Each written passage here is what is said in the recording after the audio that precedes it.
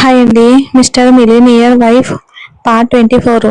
సూర్యుడు తన కిరణాలను భూమిపైకి పంపుతూ ప్రపంచాన్ని మేలుకొల్పడానికి వేగంగా వస్తున్నాడు. కానీ నీలాక్షికి అతను అవసరం లేదు. ఆమె ఎప్పటికీ మేల్కొని ఉంది. ఆమె పక్కనే తన భర్త సూరజ్ ను గాఢంగా హత్తుకుని నిద్రపోతున్న అతన్ని చూసి అతని నిద్రలోని అందాన్ని ఆస్వాదించింది. ఆమె మనసులోని ఇలా అనుకుంది, రాత్రి అంత ఉగ్రంగా ఉండే ఈ వ్యక్తేనా ఇది? ఆమె ప్రేమగా అతని తలను నిమిరింది. నిద్రలోనే అది అనుభూతి చెందిన సూరజ్ ఆమెను ఇంకా ప్రేమగా హత్తుకున్నాడు. నీలక్షి ప్రేమగా తనను తానే మందలించుకుంది.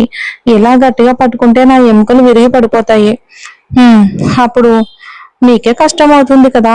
ఆమె లేచి వాష్రూమ్ కి వెళ్ళింది. స్నానం చేసి రెడీ అయ్యాక కిందకి వచ్చి దేవుడికి పూజ చేసి వంటగదిలోకి వెళ్లి గ్యాస్ ఆన్ చేసి పాలు వేడి చేయడం ప్రారంభించింది.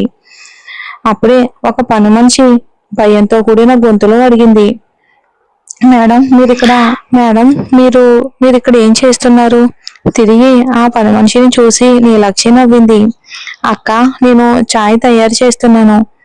ఇక అనన్య అక్కగారి ఇంటి వాళ్ళు వస్తున్నారు కాబట్టి నేను తొందరగా వంట కూడా మొదలు పెడతాను. మేడం, మీకు కావాల్సింది ఏదైనా సరే మాకు చెప్పండి, మేమే చేస్తాం. సూరజ్ సార్కి మీరు వంటగదిలో పని చేస్తున్నారని తెలిస్తే మా ఉద్యోగం పోతుంది. అక్క, ఆయన ఏమీ అనరు. ముందు మీరు నన్ను మేడం అని పిలవడం ఆపండి. మునుపటిలా నీలక్షి అని పిలవండి. లేదు మేడం, మీరు సూరజ్ సార్ భార్య. ఈ ఇంట్లో పనిచేసేవారు వయసులో చిన్నవారైనా సరే మిమ్మల్ని మేడం అని పిలవాలి, లేకపోతే మా ఉద్యోగం పోతుంది.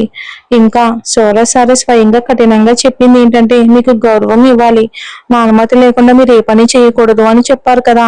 మరి మేము ఆయన మాటను ఎలా ఉల్లంఘించగలం? ఆమె మాటల్లో సూరజ్ పట్ల భయం మరియు గౌరవం స్పష్టంగా కనిపించింది. అక్క, నేను ఆయనతో మాట్లాడతాను, మీరు నన్ను మునుపటిలా పిలవండి, ఆమె ఆజ్ఞాపించినట్లుగా చెప్పింది. తర్వాత వంటకు కావలసిన వస్తువులను సిద్ధం చేయండి, నేను వంట చేస్తాను అని చెప్పింది. ఆ పని మనిషి సూరజ్ భయంతో కొంచెం తటపటాయించింది. కానీ ఇక నీలాక్షి గట్టిగా చూడగానే హిట్ చేసేది ఏమీ లేక సరే అంటూ తలూపింది. పని మనుషుల సహాయంతో ఇక ఉదయం వంట పూర్తయింది. అదే సమయంలో అనన్య ఇంటి వారు కూడా వచ్చేశారు. సూరజ్ తప్ప ఇంటి మిగతా సభ్యులంతా కూడా అక్కడికి వచ్చారు. ఏ అతిథుల కోసం తాగడానికి చల్లని షర్బత్ తీసుకురండి, వసుంధర అధికారికంగా ఇక గట్టిగా పిలిచింది. అదే క్షణంలో ఎదురు చూస్తున్నట్టుగా నీలక్షి అందరికీ సర్బత్ తీసుకుని అక్కడికి వచ్చింది. నీలక్షి ఇంకా పని మనిషిలా పనిచేస్తూ కనిపించడం చూసి అనన్య తల్లి అరుణ మనసులోనే చాలా హ్యాపీగా ఫీల్ అయ్యింది. అను, నువ్వు ఫోన్లో నీలక్షి గురించి ఏం చెప్పావే? ఇక్కడ చూడు, ఇది పూర్తిగా పని మనిషిలా నిలబడి ఉంది. అది సరదాగా అన్నట్టే ఉన్నా కూడా ఆమె కళ్ళు మాత్రం నీలక్షిని వదలకుండా పరిశీలిస్తూనే ఉన్నాయి. ఈ ఇంటికి వచ్చాక దీని ముఖం ఇంకా తెల్లగా మారి అందం కూడా పెరిగినట్టుంది. అవును మమ్మ, ఇప్పుడు ఎక్కువగా ఏసీలోనే నిద్రపోతున్నారు. పైగా సూరజ్ కూడా వీళ్ళని చాలా ప్రేమగా చూసుకుంటున్నారు. అందుకే మరి అందం పెరగడం సహజం కదా. ఏంటి నువ్వు చెప్తుంది, నిజమేనా అని ఆమె ఆశ్చర్యంగా అడిగింది. మరి నీ భర్త అంశుమాన్ ఏం చేస్తున్నాడు? అతను ఎప్పుడు ఆఫీస్కి వెళ్తాడో ఎప్పుడు ఇంటికి వస్తాడో కూడా తెలియదు మమ్మ. ఏదైనా అడిగితే ఆఫీస్ టెన్షన్ అంటాడు. రాత్రి మాత్రం నేను కావాలి అంతే, మిగతా సమయంలో నన్ను పూర్తిగా పట్టించుకోవడం అమ్మ. అనన్య తన తల్లికి ఫిర్యాదు చేసింది తన భర్త గురించి. ఏంటను నువ్వు చెప్తుంది? నీ భర్తను నీ నియంత్రణలో ఉంచుకోవటం నేర్చుకోలేదా? ఈ పని మనిషిలో ఉన్న చాతుర్యం మీలో లేదు కదా అంటూ అరుణ తన కూతుర్ని మందలించింది. అక్కడ ఉన్న వారిలో ఒకడు గోమాన్ సింగ్ అనన్యను తల నుండి పాదాల వరకు అసభ్యంగా చూస్తూ ఆనందపడ్డాడు. నీలక్షి అందరికీ సర్బత్ ఇస్తూ అతని దగ్గరకు వచ్చేసరికి ఆమె కాళ్ళు వణుకుతున్నాయి, చేతులు కూడా వణుకుతున్నాయి. ఇన్ని రోజులు సూరజ్ దగ్గర ఉన్న ధైర్యం ఒక్కసారిగా ఎగిరిపోయినట్టు అయింది. తల వంచుకుని అతని దగ్గరికి వెళ్లి సర్బత్ ట్రే ముందుకు చాపింది. గోమాన్ సింగ్ ఆమె భయభావాన్ని ఆస్వాదిస్తూ ఆమె చేతులకు తాగుతూ సర్బత్ తీసుకున్నాడు. ఆ స్పర్శతో నీలక్షికి భయంతో కాలినట్టుగా అనిపించింది. వెంటనే ట్రే కింద పడేసింది అనుకోకుండా. షర్బత్తుతో పాటు అందులో ఉన్న వస్తువులన్నీ నేలపై చెల్లాచెదురయ్యాయి. భయంతో ఆమె కళ్ళల్లో నీళ్ళొచ్చాయి. ఏంటి, నీకు అసలు బుద్ధి లేదా? అతిథుల ముందు ఇలా ఎన్ని పడేస్తావా అంటూ అరుణ ముందుకు వచ్చి గట్టిగా అంది. మిగతా వాళ్ళు కేవలం చూస్తూ ఉండిపోయారు. ఓ, మేడంకి ఇంటికి వచ్చిన తర్వాత బాగా ధైర్యం వచ్చిందనుకుంటా, అందుకే ఇలా అన్ని పడేసి కూడా ధైర్యంగా నిలబడ్డావా? చూడు చూడు, హా, అలాగా అనుకోలేదు మేడం అంటూ అంది. ఇప్పుడు నేను క్లీన్ చేస్తాను. వెళ్ళు వెళ్ళు, దాన్ని శుభ్రం చేయి. వెంటనే తలూపి ఆమె తిరుగుతూ ఉండగానే ఒక పని మనిషి శుభ్రం చేయడానికి అక్కడికి వచ్చింది. కానీ అరుణ ఆమెను ఆపింది. నేను నీకు శుభ్రం చేయమని చెప్పానా? నువ్వెందుకు చేస్తున్నావు? వెళ్ళు వెళ్ళు, దాన్ని ఆమెనే క్లీన్ చేయాలి. ఆమె కూడా పని మనిషే కదా, ఆమె కూడా పడేసింది దీన్ని అంటూ తన ఇంట్లో ఉన్నట్టుగా అధికారికంగా మాట్లాడింది అరుణ, అంటే అనన్య తల్లి. ఇదంతా చూస్తూ అనన్య నవ్వుతూ ఉండిపోయింది. మేడం, మేము క్లీన్ చేస్తాం. సూరజ్ సార్కి తెలిస్తే ప్రాబ్లం అవుతుంది. తన ఉద్యోగం కాపాడుకోవడానికి ఆమె కూడా నీలక్షి తరపున మాట్లాడింది. అది మేమే చూసుకుంటాం. ఇక సమాధాన్ గారు ఇక్కడ జరుగుతున్నది చూస్తూ ఇక మీరు మౌనంగా ఉన్నారు. ఏయ్, నువ్వు ఇక్కడ నుంచి వెళ్ళు. అలా చెప్పగానే పని మనిషి ఇంకేం మాట్లాడకుండా వెళ్ళిపోయింది.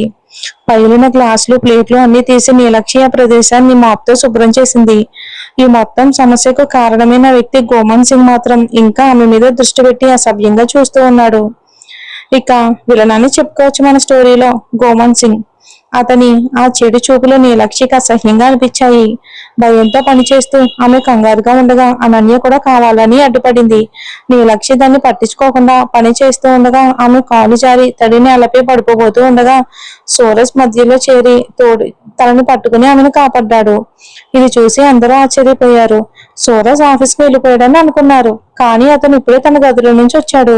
సూరజ్ ఇంట్లో ఉన్నప్పుడు నీలక్షి వంటగదిలోకి రావడానికి అనుమతి ఉండదు. అతను తన భార్య తన దగ్గర ఉండాలని కోరుకుంటాడు. ఎప్పుడు అతను వెళ్ళిన తర్వాతే ఆమె ఖాళీగా ఉండలేక పని చేయటం మొదలు పెడుతుంది. ఇది ఇంట్లో అందరికీ తెలుసు. ఇప్పుడు సూరజ్ అక్కడ చూసి వసుంధర ముఖంలో భయం కనిపించింది. కానీ రఘువీర మాత్రం మనసులో చిరునవ్వు నవ్వాడు. నీలక్షి నడుం వద్ద అతని స్పర్శ సున్నితంగా తాగడంతో సూరజ్ లో ఏదో భావం మేల్కొన్నట్లు అనిపించింది. అతను గట్టిగా తన చేతులతో ఆమెను పట్టుకుని తన చేతుల వలయంలో నిలబెట్టాడు. అతను చుట్టూ ఉన్నవారిని ఒకసారి చూశాడు.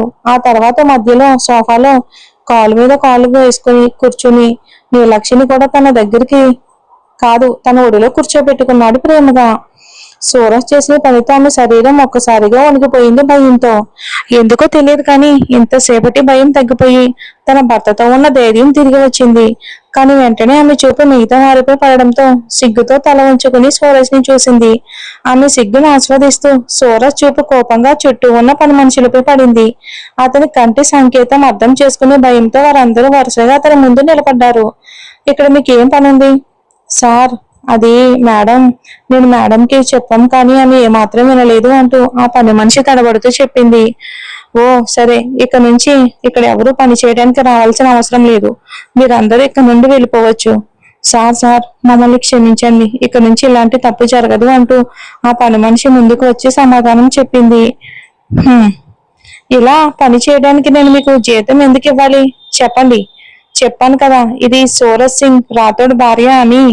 ఇంట్లో ఉన్న వాళ్ళని కోపంతో చూసుకుంటూ అతను గట్టిగా అన్నాడు. తిను నా భార్య, ఈ ఇంటికి యజమానురాలు. ఇక తర్వాత అతని చూపు అరుణ మీద తాకి మళ్ళీ తిరిగింది. మళ్ళీ ఇలా పొరపాటు జరిగితే మీలో ఎవరిని వదలను, అర్థమైందా అంటూ గట్టిగా గర్జించాడు. దాంతో అనని ఇంటి వాళ్ళు కూడా ఒక క్షణం అతన్ని చూసి భయపడ్డారు. ఇంకొక విషయం, నేను తిరిగి వచ్చేంత వరకు ఇక్కడ ఎవరు ఉండకూడదు అంటూ నేరుగా అరుణ ముఖం వైపుకు చూసి నీలక్షిని తీసుకుని సూరజ్ బయటికి వెళ్ళిపోయాడు. హవేలీలో ఏదో తుఫాన్ వచ్చి ఆగిపోయినట్లు అందరికీ అనిపించింది. సూరజ్ వెళ్ళిపోయాడని నిర్ధారణ అయిన తర్వాత అరుణ అంది, ఏంటి? సారీ వసుంధర గారు, మీ ఇంట్లో అతిథులను ఇలానే స్వాగతిస్తారా? రండి అని కూడా అనలేదు. ఇప్పుడు పెద్దలుడు మమ్మల్ని ఇక్కడి నుంచి వెళ్ళమని చెప్పి వెళ్ళిపోయాడు. వసుంధర గారు, అతను సూరజ్ మంచి మూడ్లో ఉన్నాడు కాబట్టి ఇక మాటతోనే ముగించాడు. లేకపోతే ముందు మీ అందరినీ బయటికి పంపించే మాట్లాడేవాడు అని రఘువీర్ అన్నాడు. ఏంటి? మీరు నోరు మూసుకోండి. అతను గౌరవం ఇవ్వకుండా మాట్లాడి వెళ్ళిపోయాడు. ఇప్పుడు మీరు కూడా ఏం మాట్లాడుతున్నారు? అసలు ఇదంతా నీలక్షి వల్ల జరిగింది. వసుంధరలో నీలక్షిపై కోపం ఇంకా తగ్గలేదు. ఇప్పుడు నీలక్షిని ఎందుకు అంటున్నారు? ఆమె ఇంటి పెద్ద కొడలు, మీరు కూడా చూశారు కదా వాళ్ళు ఆమెను ఎలా అవమానించారో అంటూ రఘువీర్ ఆరోపిస్తూ కోపంతో అక్కడి నుండి లేచి వెళ్ళిపోయాడు. కోడలికి బాగా సపోర్ట్ చేస్తున్నాడు మన రఘువీరు. ఏంటి అనన్య, మీ మామగారు మిమ్మల్ని ఎలా మాట్లాడి వెళ్తున్నాడు అంటే? వసుంధర గారు, ఈ ఇంట్లో మీకు గౌరవం లేదు అనిపిస్తుంది. అవును మమ్మ, ఈ ఇంట్లో ఎవరూ ఇప్పుడు అత్త మాట వినడం లేదు. ఇదంతా ఈ నీలక్ష్మి వల్లే. ఇప్పుడు ఆమె కేవలం బొమ్మలా మారిపోయింది. అనన్య కూడా వెటకారంగా చెప్పింది. దాంతో వాతావరణం మరింత వేడెక్కింది. తర్వాత వారు తమ పనైన గౌరీ పూజ సిద్ధాంతం మొదలు పెట్టారు పూజ. ఇంకొక వైపు సూరజ్ కోపంతో నీలక్ష్మిని కారులోకి తోసి కారు నడపడం ప్రారంభించాడు. పక్కనే కూర్చున్న నీలక్ష్మి అతన్ని చాలా కోపంగా చూసి భయపడిపోయింది. ఆమె ఎలాంటి మాటలు చెప్పకుండా కేవలం అతన్ని చూస్తూ ఉండిపోయింది. కానీ అతను వేగం పెంచుకుంటూ పోతున్నాడు. అతను కోపంగా ఉన్నాడని అర్థమై ఆమె మౌనంగా అతన్ని చూస్తూనే ఉంది. సార్, సూరజ్ సార్, నా వైపు చూడండి ప్లీజ్ సార్, వినండి. నీలక్ష్మి ఎంత వేడుకున్నా అతను ఆగలేదు. కానీ చివరికి నీలక్ష్మి సహనాన్ని మించి ఏదో చేసింది. దాంతో సూరజ్ ఒక్కసారిగా బ్రేక్ వేసి కారును మధ్య రోడ్డుపై ఆపేశాడు. చివరికి నీలాక్షి ఏం చేసి ఉంటుంది? ఇంకొక వైపు రాజశేఖర్ జైపూర్ కు వచ్చి వారం రోజులకు పైగా అయ్యింది. తాను వెతుకుతున్న వ్యక్తి గురించి ఎలాంటి సమాచారం దొరకకపోవడంతో అతను తీవ్ర నిరాశకు లోనయ్యాడు. ఆ పెద్ద ఇంట్లో ఒంటరిగా ఉండటం వల్ల అతనికి లోపల ఏదో ఖాళీగా అనిపిస్తూ ఉండేది. అదే సమయంలో అక్కడికి వచ్చిన ఒక వ్యక్తిని చూసి అతని మనసు కొద్దిగా ఆనందించింది. అతను వెంటనే ఇలా అన్నాడు, రండి మిస్టర్ శెకావత్, నేను మీకోసమే ఎదురు చూస్తున్నాను. నేను ఇచ్చిన పని పూర్తయిందా? అవని గురించి ఏమైనా సమాచారం దొరికిందా అని ఆసక్తిగా అడిగాడు రాజశేఖర్. అంటూ అతను దిగులేని ముఖంతో చెప్పాడు. క్షమించండి సార్, మీరు వెతకమని చెప్పిన వ్యక్తి గురించి ఎలాంటి సమాచారం మాకు దొరకలేదు. నేను చాలా ప్రయత్నించాను. ఆమె జైపూర్లో ఉన్నట్టు మాకు ఏ ఆధారమూ లేదు సార్. ఇది విన్న వెంటనే రాజశేఖర్ ముఖం మళ్ళీ దిగులుగా మారింది. సార్, మీరు అడిగిన మిస్టర్ సూరజ్ భార్య వివరాలు ఇవ్వు అని చెప్పి ఒక ఫైల్ అందించాడు. ఆమె పేరు నీలాక్షి. ఆమె తల్లి చిన్నప్పుడే మరణించింది. ఆమె ఆ ఇంట్లో పనిచేసి అమ్మమ్మతో కలిసి పెరిగింది. ఇప్పుడు సూరజ్ సార్తో ఆమె పెళ్లి కూడా ఆ ఇంటి పనుల కారణంగానే జరిగిందని అందరూ అంటున్నారు. కానీ ఇది ఎంతవరకు నిజమో కూడా మాకు తెలియదు సార్. ఆ అమ్మాయి తండ్రి ఏం చేస్తారు అని రాజశేఖర్ అడిగాడు. క్షమించండి సార్, ఇక ఆ విషయంపై కూడా ఎలాంటి సమాచారం మాకు దొరకలేదు. కనీసం ఆమె తల్లి ఫోటో కూడా మాకు ఎక్కడా దొరకలేదు అని చెప్పి నీలక్షి ఫోటో చూపించాడు. అది చూసి రాజశేఖర్ ఆలోచనలో మునిగిపోయాడు. సరే సరే, నేను వెళ్తాను అంటూ ఆ వ్యక్తి వెళ్ళిపోయాడు. రాజశేఖర్ ఇక ఆ ఫోటోని చూస్తూ గాఢంగా ఆలోచిస్తూ ఉండిపోయాడు. ఇంకొక వైపు అయితే సూరజ్ కోపంతో నీలక్షిని కారులోకి తోసేసి వేగంగా కారుని నడపడం ప్రయత్నించాడు. ఇక నీలాక్షి ఎంతో బతిమాలినా సరే ఇక అలా సూరజ్ తన మాట మాత్రం ఏమీ వినట్లేదు. అతను కళ్ళు తిప్పకుండా డ్రైవ్ చేస్తూనే ఉన్నాడు. నీలాక్షి అతను కనీసం ఒక్కసారైనా తనని చూస్తాడని ఆశించింది. కానీ అతను ఇంకా కోపంలోనే ఉన్నాడు. మరి సూరజ్ కోపం తగ్గడానికి మన నీలాక్షి ఏం చేసింది, కారు రోడ్డుపై ఎందుకు ఆపాడు అనేది వచ్చే ఎపిసోడ్ లో చూద్దాం. Thanks for watching. రాజశేఖర్ అంటే తన కూతురు అనుకుంటున్న అవని నీలక్షి ఒకరేనంటావా అనేది మనం వచ్చే ఎపిసోడ్ లో చూద్దాం.